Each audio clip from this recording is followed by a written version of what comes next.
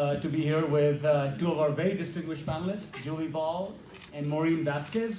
I'll let them introduce themselves before we get into it. Hi, I'm Maureen Vazquez, but you can call me Mo. All my friends do. And I own Pipsticks, a subscription sticker club for kids and crafters. So we curate a pack of stickers from around the world and include our own designs. And so we've got sparkly, puffy, all the shimmery stickers that we all used to love as kids. And we send them to subscribers in over 60 countries every month. Hi, I'm Julie Ball. I'm the founder of Sparkle Hustle Grow, which is a monthly subscription box and online community for female entrepreneurs. So our mission is to dig through the clutter and handpick the best of the best in personal development and business trainings. Great, thank you. So today's panel is called Acquisition and Growth for Every Stage of the Business. It's tough to cover like all stages of the business, so I'm going to get just a temperature check here. How many people here are aspiring entrepreneurs, trying to start a subscription box but haven't started yet? Okay, and how many people are, let's say, 6 months into their company right now? Okay, so it's a fairly even split. All right, and how many people, just out of curiosity, are working alone right now, solo entrepreneurs? All right, there you go. Set up that'll be a good discussion then. All right, so I think we'll get right into it. The first acquisition and growth tactic that I want to get into is around email. So, emails, again, everybody knows, hey, you should be doing it, but a lot of people don't know how and how to make it more impactful. So Maureen, let's start with you. What are some of the things that you've done on the email side that have turned out to be impactful, and can you walk us through certain specifics? Sure. Well, we spent a lot of time focusing on building a drip campaign. So that is an automated email sequence that goes out, through any of your email providers. So we use MailChimp, and I spent a good few days setting up drip campaigns for a few different target audiences. First of all, people that join the email list and come in as potentially a cold customer, and they are walked through a series of emails that are delivered once a week over a month. And in those emails, the first 3 emails are that there are no hard sales. So it's really getting to know you, period. The first email encourages them to put me on their email list so that I know that they'll actually see the emails that I'm sending and I don't end up in their spam folder. The second email that we send out is really kind of a, hey, I'm Mo, I'm Maureen, but you can call me Mo. That's actually the headline of the email. And it tells them about why I love stickers. I think at this point, even at this point in the conference, we all know that people love stories, and a way to decrease churn and increase loyalty is by telling yours and being as transparent of a brand as you can be. And so this initial drip campaign that I set up really proved to do that.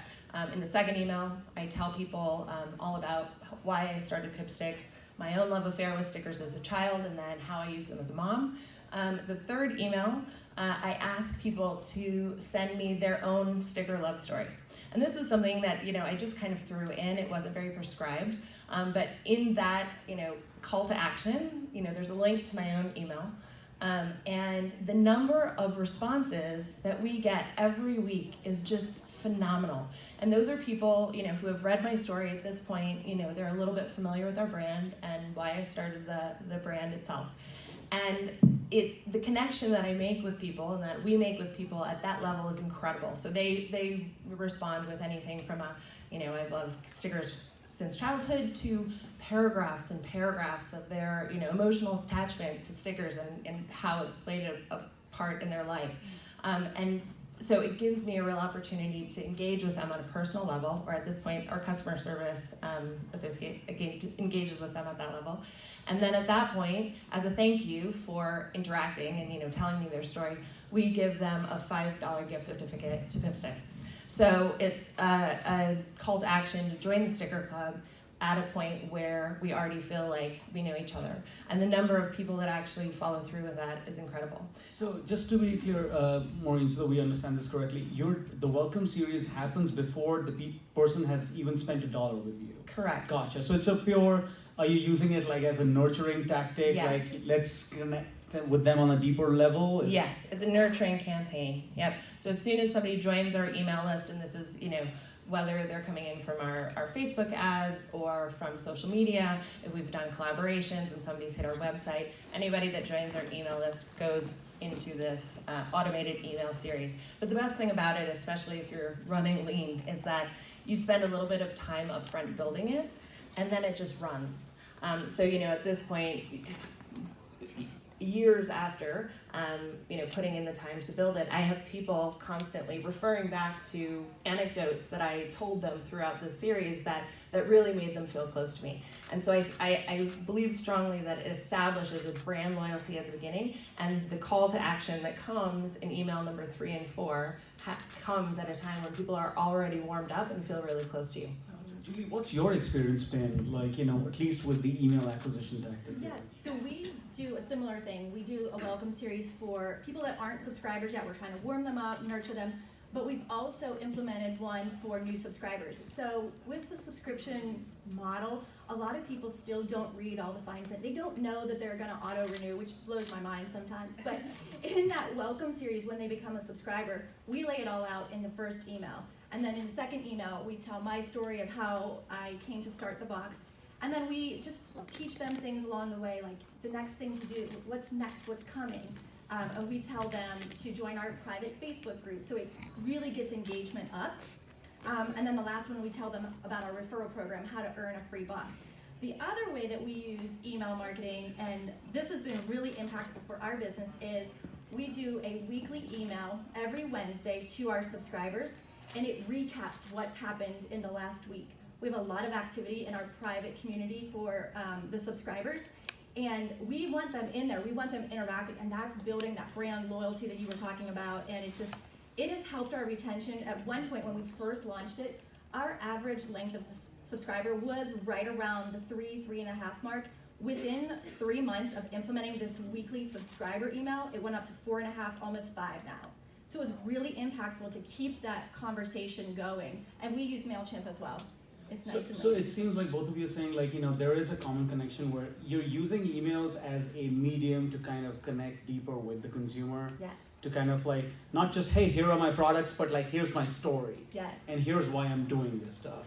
Gotcha. So like, switching gears a little bit, so you talked about like people who already are on your email list. How do we get people on your email list? What sort of tactics do you deploy to kind of get like, Julie, you can start with that. Sure, I'll start.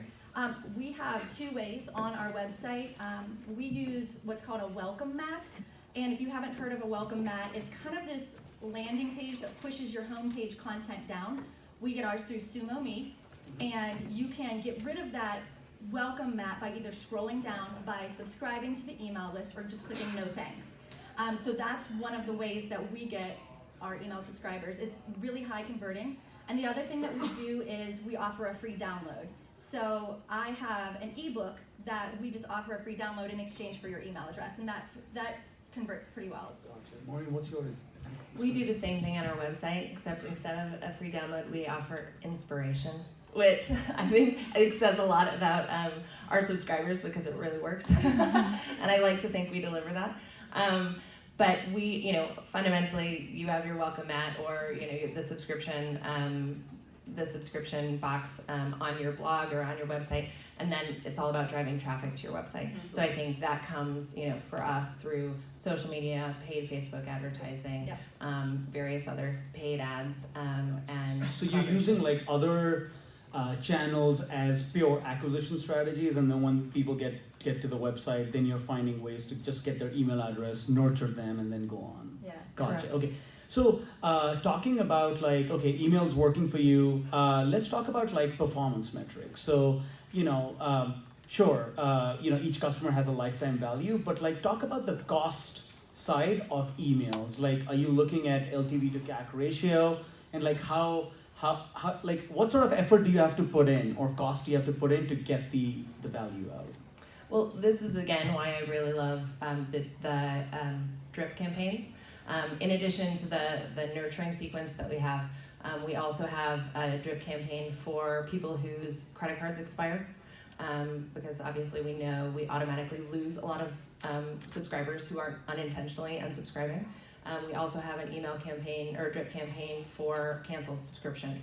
And we get a ton of people resubscribing from that. And just putting yourself in front of them again, immediately once that happens, once they unsubscribe, a week later, a month later, 3 months later, you don't want to be a pain in their ass, but just getting in front of them is really a lot. And again, I think the drip campaigns are relatively little time and cost investment. And I think it can be, as long as you have smart copy and really simple, clean graphics, I don't think it's a huge investment. Are you A/B testing these things a lot? We should be. That was my answer too. Yeah. I think copy makes such a big difference. I think the biggest wins that we found at Cratejoy has been the quickest things that you can do. And copy is something, it's a way of you are communicating with your subscribers without being in person, like talking to each other. So I think that's really important, yeah. I agree, and I think in that copy, you should tell your story, and you should get transparent and really personal with them, because that's the way they connect with you, and that's the way that we nurture our prospects. Cool, that's great. So let's move on. I think we're 15 minutes in. I want to cover a very exciting second acquisition strategy, which I think it's catching momentum. It's called collaboration. I think, Julie, why don't you tell us what collaboration means to you and how you're using it? Collaboration just means partnerships to me. For my particular box with Sparkle, Hustle, Grow, we bring in a guest expert every month, and we have a book every month. So I have a lot of opportunity to reach out to that author and to get those guest experts kind of really involved on a higher level. I really think the key to the collaborations is just asking. You will not believe how many people will want to do business with you if you make it a win-win situation. And don't think about what's in it for me, but think more about what's in it for them. And then they can't turn you down, because you're bringing so much value to them. So we have a lot of success with collaborations, and one thing that we've used collaborations for is almost like an influencer style marketing. The authors that we include, a lot of them are really excited to be in our box, so they'll do a video and telling all their followers, we're really excited, our book's gonna be in the next month's box. And so that's how we use collaborations. And most of the time, those aren't paid, like an influencer would be paid. I mean, I'm buying their books, but, but yeah. Okay, so your collaboration is kind of, you're going to people who have something else to offer. Exactly. And so you're kind of putting their items in your box, Giving and them they a- are promoting. Gotcha. Exactly. Maureen, what's your experience been like? Have you done any other kind of collaboration? Yeah, we collaborate a little differently, and this is something we're focusing on this year. So we're really looking to leverage our email list and the email list of similar brands to collect emails and get exposure to people that might be interested in our box. So right now, in fact, tomorrow, we're launching a collaboration. We're collaborating with a podcast called Circle Round. It's a family podcast put on by an NPR radio station. And to kind of kick off this collaboration, we're doing a giant giveaway. So this is something we've been involved with a few times. It's been highly successful, and so we have 8 brands participating. They all have between 25 and 75,000 followers on Instagram, similar followers on other social media channels, between 25 and 100,000 emails on their email list. And everybody's contributing $250 worth of product in the giveaway. So it allows us to obviously leverage all of our lists and put together a giveaway that's really compelling. So we've got over $2,000 worth of giveaway products. It's kind of a package that any family would love to win. And then it goes out to lots and lots more people, and we share all the emails at the end. We've actually heard, we've seen a lot of businesses do this really well, that giveaway is not just a way to get new customers, but also it's a great retention strategy, where if you have something on a constant basis, it's a high value giveaway, and especially if you're getting somebody else to do it, that's great, and then you kind of co-share the email addresses that you're getting. Right. Just one other thing about that. If you're a smaller fish in a bigger giveaway, it always works for us to really offer to coordinate it. I mean, a lot of what's difficult about a giveaway is coordinating all the brands and getting all the imagery together and getting the text together.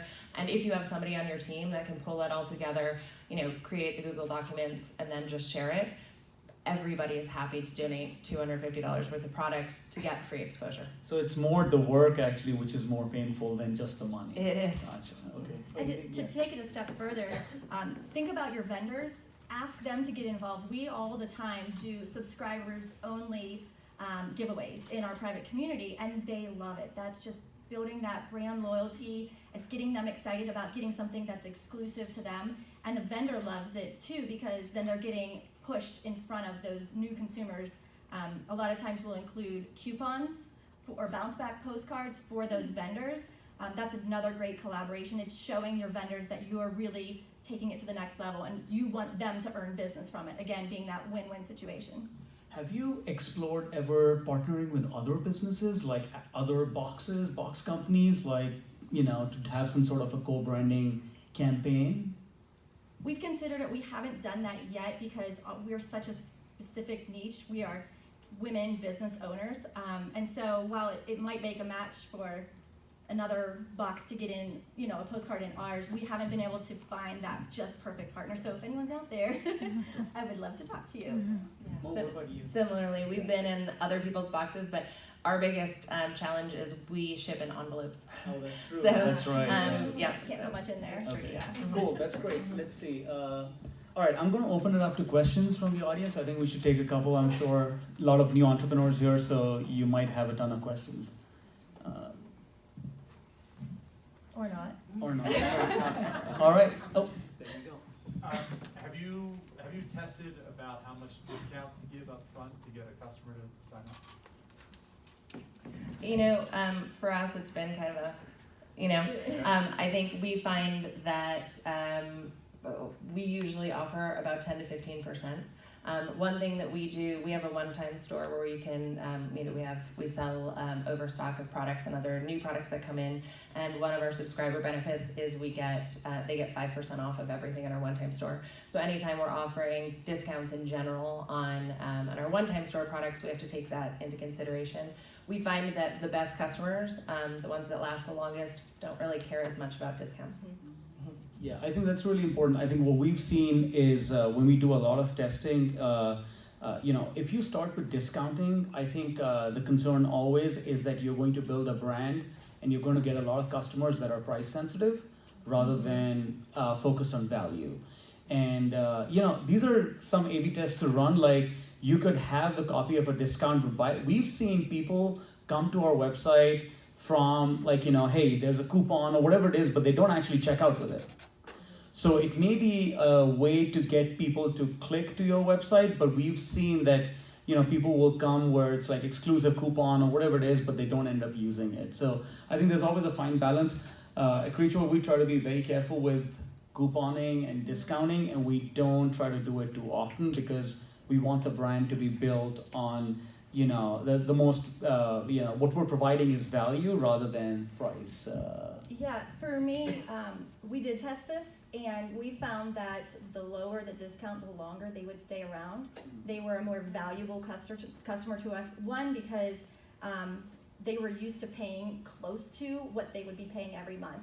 Typically, with our discounts, we only discount the first month. It's not a recurring discount. So on average, we'll give 10% off or maybe a $5 off your first box.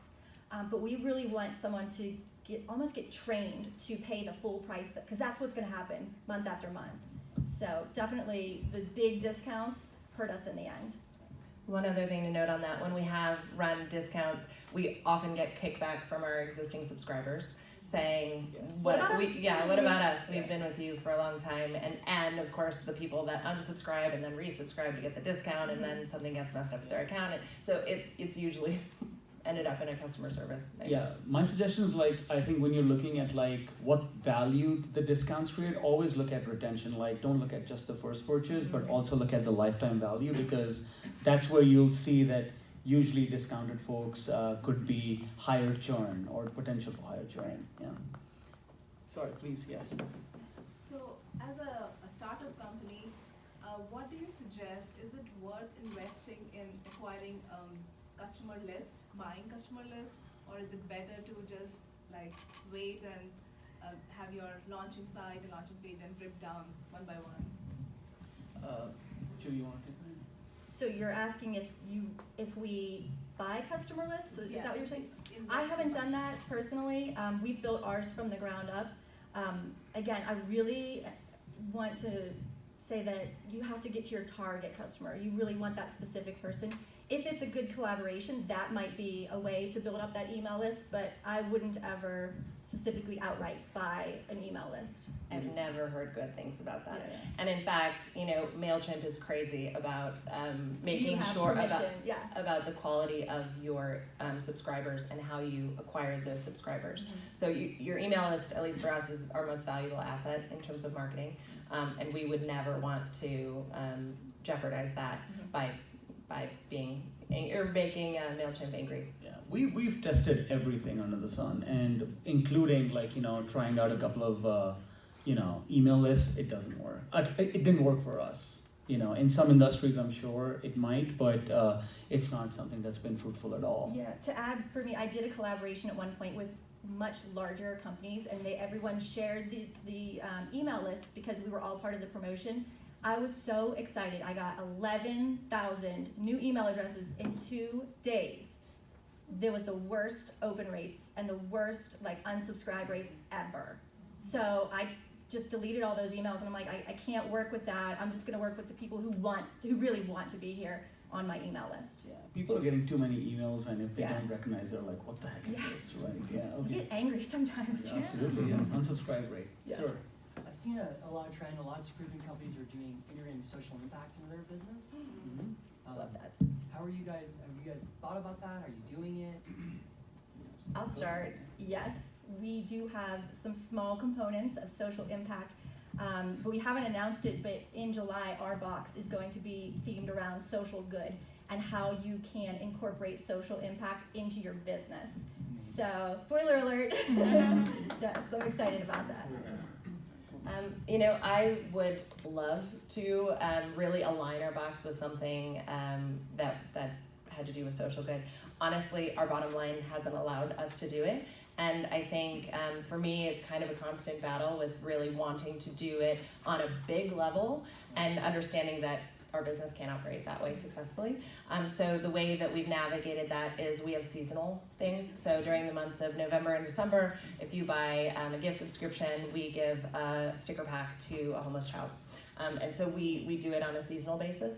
And that way, it allows us to really understand, what we're doing. But, from a business perspective, I think doing good it's always awesome for the reason of doing good. But I think also, if you're not able to market it, it can fall flat and have real negative business impacts, especially on a startup. Yeah, I think it's a great question because what we've seen is that at least the older generations, the millennials are very much focused on not the brands, like the big brands, but the socially impactful brands. They want to be connected with brands that have a meaning outside of just the products that they provide. And I think that's super critical. So some of the other companies that you see, like who've scaled, like Warby Parker of the world, Tom's, they all have that angle to it. They don't make it I'm sure they're using it for their marketing, etc. But it's basically the connectivity. So, the younger generation is less focused on, I want to be connected with Levi's or Nike or whatever it is, but I'd rather go with brands that are socially impactful. So I think that's a great thing to do. At Cratejoy, I think we're as a business, because we don't provide our own physical products that are going to end consumers, we're partnering with more and more companies now that are involved in organizations that do International Women's Day. There's a organization out of Houston that we're working with right now that support veterans coming back and how they can be helpful in the community and still have that sense of purpose. So I think that's a really good question. Yeah. Please. You said you had your introduction drip emails for them. So what happens if you send your first email out, but they sign up and buy something? Do you still continue sending the No, so there's all kinds of automation when you set up the automated email. When they purchase something, then they are funneled to a different list. Okay. Mm-hmm. Yes, ma'am, at the back. You, yeah. Also about the drip emails, when you mentioned the one where people cancel and then you send them the sequence of drip emails, what do you say in those emails to try and get them back? Usually, we have a brand that is a bit cheeky and and fun. So I think it says something like I hope it's not me, or and I think you can be playful about it. And on the second email, I say something like, I really hope I'm not annoying you, but I think it's a combination of playing dumb, I think I'm assuming that you canceled because you couldn't afford it this month, or these various things, and here's what you're missing out on. I think we always include subscriber quotes, or maybe images from social media that subscribers are talking about how much they love that month, and just kind of getting them excited about it. The other thing that I stress on the first email in that series is we're all about feedback. Our company is growing, we're a small company, we're nimble, we're flexible, and we are improving our product all the time. So I'd love, to have a conversation with you about how we can improve our product. That's great. All right. Okay, I think we'll take one more, and then, yeah. Okay. When you started out, where did you advertise, or how did you do your marketing initially? Was it just Facebook ads? We actually didn't use Facebook ads for almost the entire first year, barely at all. I was more focused on relationship building. I am in a lot of Facebook groups that have my target audience. I am my target audience, so it was a really easy integration and to be genuine in those Facebook groups. And a lot of those converted into subscribers. And so for me, it was relationship building. And that's the one thing that I would say is important to all of these, like in your collaborations, in your emails. You really have to work on relationship building to turn that person into a customer. And before we had a marketing budget, we just sent free product influencers. We're in a space where we have a lot of hobbyists, and luckily a lot of them are just excited to get product. And so I would say we targeted micro influencers that didn't charge, and if they liked the product, they would post about it. Yeah, I think you can start with Facebook ads if you have a budget. I think you will always start with a high cost of acquisition. And then you have, it's not as if you just started and you've got the best cost of acquisition. It takes you months to kind of get to a customer, a good cost of acquisition where you're like, okay, I'm for every dollar that I'm putting in, like we've got certain rules. We say for every dollar that we spend, we want to make $3 back. And so if I'm spending $20 to acquire a customer, am I making the $60 back? If I'm not, like you want to be able, and we have repayment periods. So like, you want to make $60 back in, let's say, 3 years, so 3 to 1, and I want to be able to break even with my cost within the first 6 months. So I think it's important to evaluate the cost of acquisition along with how much value that the cost that you're putting in is getting back. All right, I think we're almost done. I'm sorry, but before we leave, I wanted to ask, since there are lots of aspiring entrepreneurs and new entrepreneurs. What is the one tactical advice that you would give them that they could actually try out from an acquisition or growth perspective, if you have any? I would say go find a brand that has a similar audience to you and reach out. And even if they're not interested in collaborating at the minute, start the relationship so that when you have a bigger following, you can go back and reach around. Julie? Yeah, I would say, again, go back to relationship building. In every type of marketing that we do, we are completely transparent from our wins and to our losses, and it has grown the loyalty so much. So if we have a product that's shipping late, we tell them why, and we tell them what happened and how it hurts us, and how it impacts them, and they really appreciate that. And so it makes it, whenever you come across those challenges, they're still there for you. They still want to be a subscriber, and they appreciate the way, as a small business owner, you handled it. So relationship building. Yep. That's great, awesome. Well, we're out of time. Julie, Mo, thank you so much for your time. We appreciate it. Yeah.